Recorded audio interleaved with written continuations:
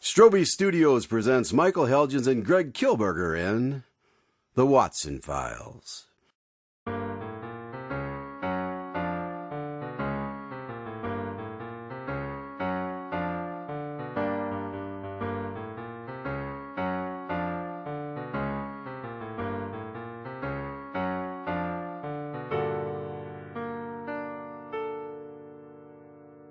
Coming to you from the illustrious Strobe Studios in the heart of America, this is Craig Dahlen.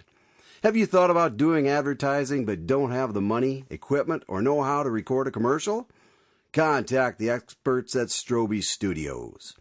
You'll be pleasantly surprised with a low-cost, high-quality product that will get your company's name out there.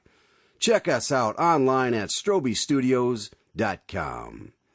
And for anyone who is thinking about putting their voice online, Strobe Studios has negotiated several discounts for all Watson Files listeners at GoDaddy.com. Simply use the code POD198 for 10% off hosting accounts. And use the code PODNAME198 to get a .com domain for only $7.49 for a whole year. Get the details on these and other discounts at thewatsonfiles.com. And now, let's join the doctor and see what story he has for us today. Oh, hello, Doctor. Evening, Craig. You surprised me. How did you know I was at the door? I had a premonition that you were walking down the hallway. A premonition? Either that, or I heard footsteps and assumed it was you. I see. So let me guess. Tonight's story involves a premonition? As a matter of fact, it does center around a prediction made by a famous, or perhaps infamous, psychic. Ah, well, that does sound interesting. So, how did things go with Holmes last week? Oh, wonderful. He's quite the storyteller himself. Yes, he is good at exaggeration. That he is. So tell me, Doctor, why were you investigating a psychic prediction? That doesn't really sound like the kind of thing that Holmes would be interested in. Not normally, but this prediction was unique in that it involved Mr. Samuelson, the coroner, and was unusually specific. It all began on a cool fall evening as Holmes and I were reviewing our latest case on his patio, when we were called upon by Mr. Samuelson, who was in quite a panic. So, Doctor, another injustice has been righted. It certainly has. We just saved that insurance company a good deal of money. Indeed, although I do feel somewhat sorry for the poor fellow. He had good intentions. Yes, but he didn't think things through. I'm sure he never intended to get the husband in trouble. No, I would think not. Ah, now, who could that be?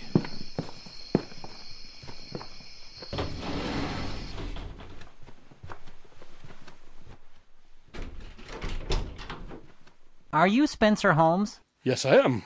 Oh, good. I am in dire need of your assistance. All right, well, come in, Mr. Oh, thank you. My name is Gerald Samuelson. Dr. Gerald Samuelson, the medical examiner. The same. I see.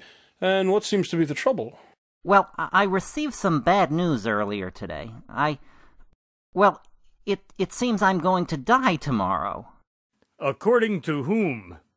Well, it's kind of embarrassing. Come on, man, out with it. You clearly haven't the time to be stalling.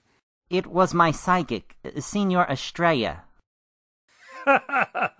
Psychic? She told you you were going to die tomorrow? Yes.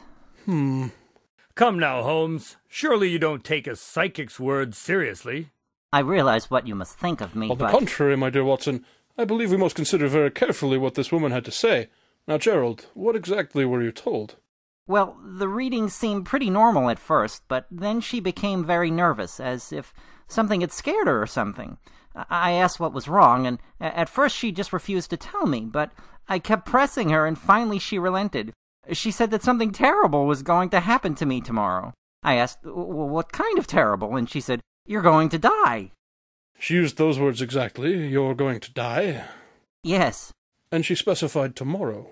Yes. Holmes, what is going on here? You can't really Mr. Samuelson, I believe you need to seriously consider her claims. I would suggest you find someplace safe to hide out for tomorrow. I plan to lock myself inside my house and not open the door for anyone. And what about your work? Don't you have bodies to examine and whatnot? They'll keep for a day or two. It's not like they're going anywhere. One wouldn't think so. All right, well, stay safe, and in the meantime we'll go talk with Ms. Estrella and see what other details she can give us regarding your impending demise. Oh, thank you, Mr. Holmes. I really appreciate it. Yes, I'm sure you will. Here's my card. You'll keep me updated on your findings? Of course. Okay, thank you again. Holmes, I'm surprised at you, believing in psychic mumbo-jumbo. Oh, Watson, don't be ridiculous. I don't believe in psychics. Well, but then why did you agree to take the case? You didn't even discuss money, so I know that isn't the reason. Think about it. The woman told him that he was going to die tomorrow. Notice anything odd about her prediction? Well, I can't say that I have a lot of experience with such things, but now that you mention it, it does seem a bit specific. As I understand it, they generally try to stick to more vague, generic statements to ensure they come true. Precisely. Which is what makes this particular situation so interesting. Perhaps. So we're going to see this Estrella character, then? No. Not tonight. I think we'll head over there in the morning. I'm a bit tired. Okay, but I thought you were concerned about his impending demise. Oh no, Mr. Samuelson will be just fine. Well, I'm afraid I'm at a loss then. If he's going to be fine, then what are we even investigating? Get some rest. We shall discover more on the morrow.